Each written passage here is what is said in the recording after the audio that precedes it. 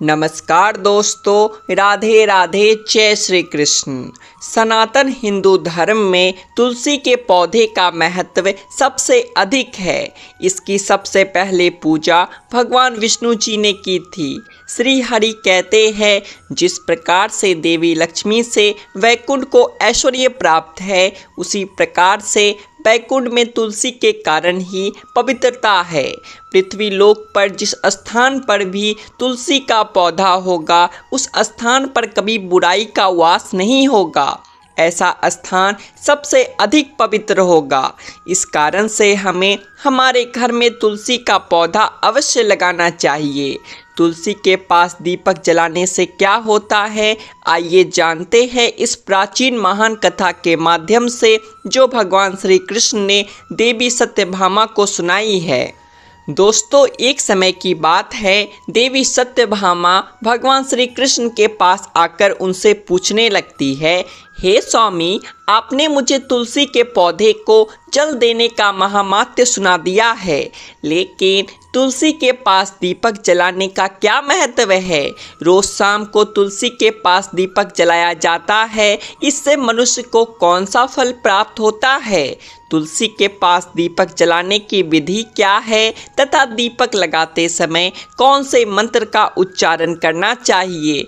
कृपया आप मुझे विस्तार से बताइए। भगवान श्री कृष्ण कहते हैं, हे देवी सत्यभामा, आज तुमने समस्त संसार के कल्याण की भावना से बहुत ही उत्तम प्रश्न किया है। तुम्हारे इस प्रश्न का उत्तर देने से पूर्व मैं तुम्हें एक प्राचीन इतिहास सुनाता हूँ, जिससे तुम्हें तुम्हारे सभी प्रश्नों के उत्तर मिल जाएंगे। देवी, तुलसी के पास दीपक जलाने से जो फल मिलता है, उसी का वर्णन मैं इस कथा में करूँगा, इसलिए तुम इस कथा को ध्यान पूर्वक सुनो। इस कथा को ध्यान से पूरा सुनने मात्र से ही मनुष्य को 100 वर्षों तक तुलसी के पास दीपक जलाने का पुण्य प्राप्त होता है। देवी सत्यभामा कहती है, हे प्रभु, मैं इस कथा को सुनने के लिए उत्सुक हूँ, कृपया आप इस कथा को मुझसे कहिए। तब भगवान श्री कृष्ण देवी सत्यभामा को वह कथा सुनाने लगते हैं।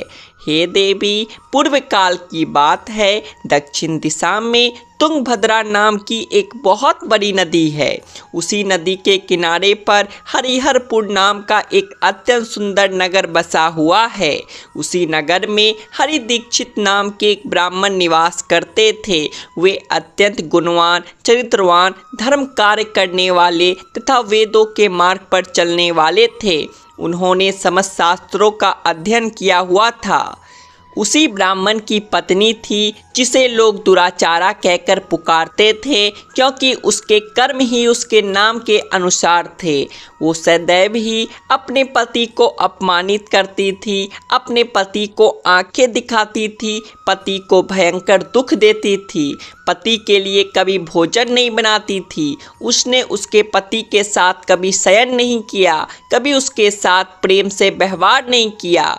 पति के मित्र, परिवार के लोग घर पर आते तो वह स्त्री उनको अपमानित करके भगा दिया करती थी और स्वयं काम भाव से उन्मत्त होकर निरंतर अन्य व्यभिचारिणी स्त्रियों के साथ घूमा करती थी। उसका मन पति को छोड़कर पराये पुरुष में लगा रहता था। उसने कभी अपने पति से प्रेम से बात नहीं की, किंतु पराये सुंदर सुंदर पुरुषों के संग बैठकर बातें करती थी। पराये पुरुषों को मोहित करने के लिए सज धज कर गाँव में घूमने जाया करती थी। वह वन में किसी वृक्ष के नीचे खड़ी रहकर सुंदर पुरुषों की राह देखती रहती थी और किसी दुष्ट पुरुष को मोहित करके उसके संग भोग विलास किया करती थी। फिर एक दिन वह दुराचारी स्त्री वन में जाकर एक वृक्ष के नीचे खड़ी हो गई। उसका चित्त काम से भरा हुआ था, किसी सुंदर कामी पुरुष की राह देख रही थी, किंतु बहुत समय निकलने के बाद भी उस स्थान पर कोई पुरुष नहीं आया। इसलिए वह अत्यंत दुखी हो गई और प्रियतम की खोज में इधर उधर देखने लगी। उस दिन उसका सारा परिश्रम व्यर्थ हो गया। वहाँ पर खड़ी होकर वह नाना प्रकार की बातें कहकर विलाप करने लगी। हाय, आज तो इस मार्ग से कोई भी सुंदर पुरुष नहीं आया। अब मैं कैसे अपनी काम शांति करूं? आज की रात कैसे बीतेगी? वह जोर जोर से विलाप करने लगी। उसी जंगल में एक भयानक बाघ निवास करता था। उस पापिनी स्त्री की आवाज़ सुनकर वह जाग गया और उछलकर उस स्त्री का भक्षण करने के लिए उसके पास आ गया।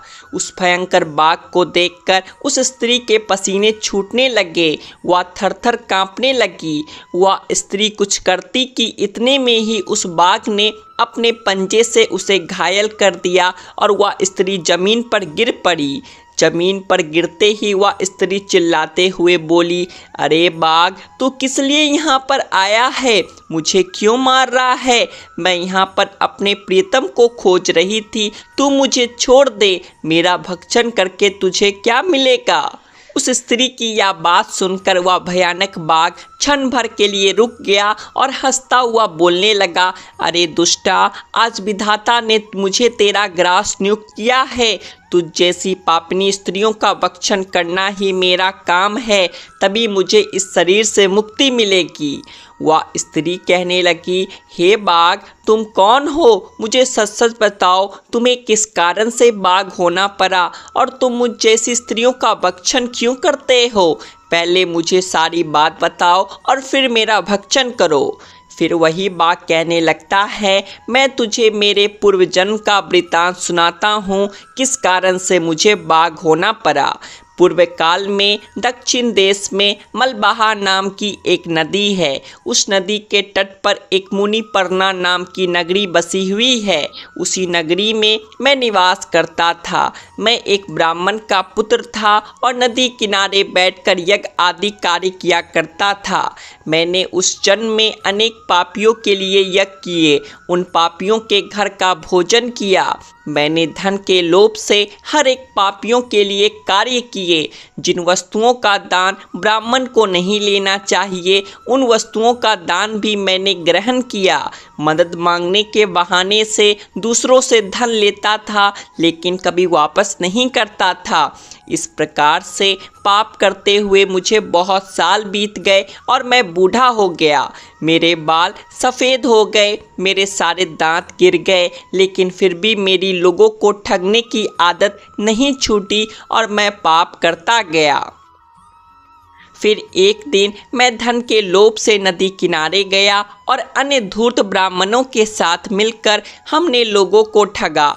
झूठे मंत्र वचन बोलकर हमने बिना विधि किए ही देवी देवताओं का पूजन किया और बहुत सारा धन दान में ले लिया। फिर उसी स्थान पर एक बीमार कुत्ते ने मेरे पैर में काट लिया और मैं मूर्छित होकर गिर पड़ा। उसी क्षण मेरे प्राण चले गए। फिर यम के 2 दूत उस स्थान पर प्रकट हुए और मुझे पकड़कर यमपुरी ले गए। वहाँ पर यमराज ने चित्रगुप्त से मेरे कर्मों का लेखा जोखा निकालने के लिए कहा। फिर चित्रगुप्त कहने लगे, हे धर्मराज, इस ब्राह्मण ने घोर पाप किए हैं। इसने दूसरों से झूठ कहकर धन लूटा है। विधि से पूजा न करके झूठे मंत्र बोलकर भगवान का अपमान किया है। इसलिए यह पापी ब्राह्मण केवल नरक जाने के योग्य है। फिर यमराज ने अपने दूतों को आदेश देकर मुझे नरक की अग्नि में डाल दिया। अनेक वर्षों तक नरक की सजा भोगने के बाद मुझे बाघ का शरीर प्राप्त हुआ और मैं इस दुर्गम वन में निवास करने लगा। मैं अपने पूर्व जन्म के पापों को याद करके कभी महात्मा, साधु पुरुष, सती स्त्रियों का भक्षण नहीं करता हूँ। मैं केवल पापी, दुराचारी तथा क्रूर स्त्रियों का ही भक्षण करता हूँ, ताकि मुझे पाप से मुक्ति मिल जाए। इस प्रकार से उस बाघ ने अपने पूर्व जन्म का वृतांत सुना दिया और उस स्त्री से कहने लगा, अरे दुष्टा, तेरे आचरण से पापिनी तू दिखाई पड़ती है। अपने पति को छोड़कर तू इस वन में अन्य पुरुष के साथ भोग विलास करने के लिए आई है, इसलिए आज तू मेरा ग्रास अवश्य बनेगी। इतना कहकर उस बाघ ने अपने तीखे नखों से उस पापी स्त्री के टुकड़े टुकड़े करके उसे खा लिया। फिर उस स्थान पर यम के दूत प्रकट हुए और उस पापिनी स्त्री को उठाकर यमपुरी ले गए। वहाँ पर उसे यमराज के सामने खड़ा किया गया। फिर चित्रगुप्त ने उस स्त्री का लेखा जोखा निकालते हुए यमराज से कहने लगे, हे धर्मराज, यह स्त्री तो अत्यंत पापिनी है। इसने घोर पाप किए हैं। इसने व्यभिचार किया है। इसने अपने पति की कभी सेवा नहीं की। अपने पति को भूलकर पराये पुरुषों के संग भोग विलास किया करती थी। उसके पापों को सुनकर यमराज ने उस स्त्री को अग्नि से भरे हुए कुंडों में डालने का आदेश दिया। अनेक वर्षों तक उसे उस कुंड में तपाया गया।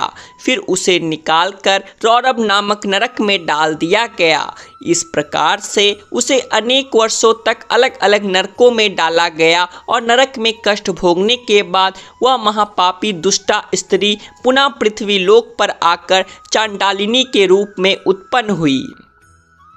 चांडाल के घर में जन्म लेकर वह फिर से अनेक पाप करने लगी, व्यभिचार करने लगी, अनेक पापी पुरुषों के संग विहार करने लगी।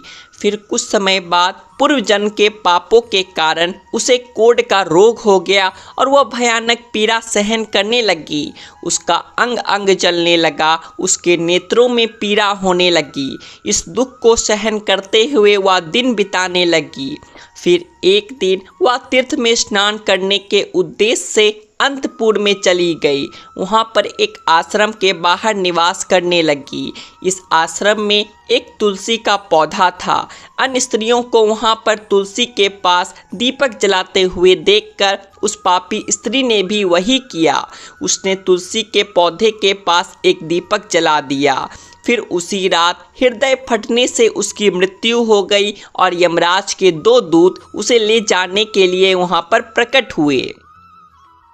जैसे ही यम के दूत उस पापी स्त्री को पास में बांधकर ले जाने लगे, भगवान विष्णु के 2 पार्षद उस स्थान पर प्रकट हुए और उन्होंने उन दूतों को रोक लिया और कहने लगे, हे दूतों, इस स्त्री को तुम छोड़ दो। ये स्त्री नरक जाने के योग्य नहीं है।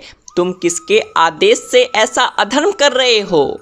फिर यम के दूत कहने लगे, हे पार्षदों, हम यमराज के आदेश से इस पापी स्त्री को उठाकर ले जा रहे हैं, किंतु आप हमें किस कारण से रोक रहे हैं? ये स्त्री अत्यंत पापी है, इसे नरक ले जाने की आज्ञा मिली है।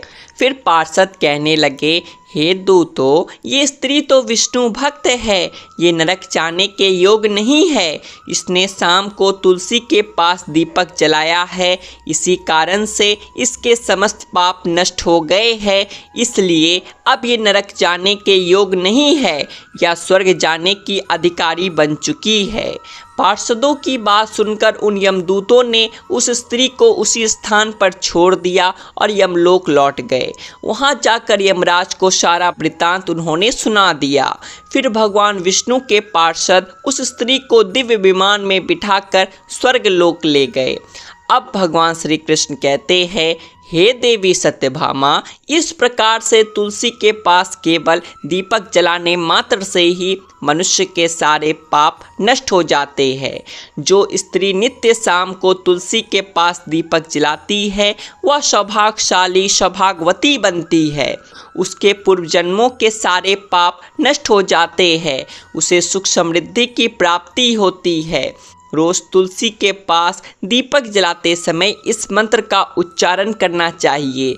ओम त्रिपुराय विद्महे तुलसी पात्राय धीमहि तन्नो तुलसी प्रचोदयात्।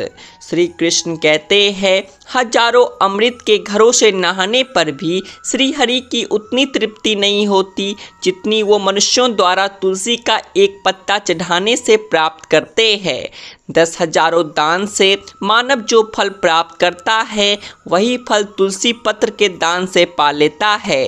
जो मृत्यु के समय अपने मुख में तुलसी पत्र का जल पा जाता है वह संपूर्ण पापों से मुक्त होकर श्री विष्णु के धाम चला जाता है।